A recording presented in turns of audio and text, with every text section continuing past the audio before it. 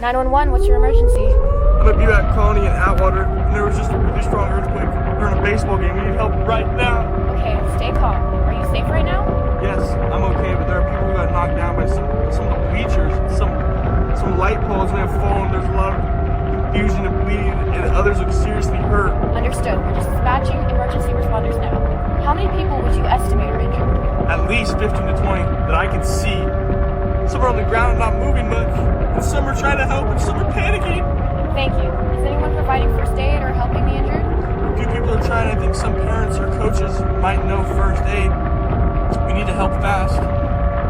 Help is on the way. Stay where you are if it's safe, and try to keep others calm. Keep people away from any damaged structures or power lines. And if you see any fire, smoke, or gas leaks, let us know immediately. Okay, I will. Please hurry. We need ambulances. They're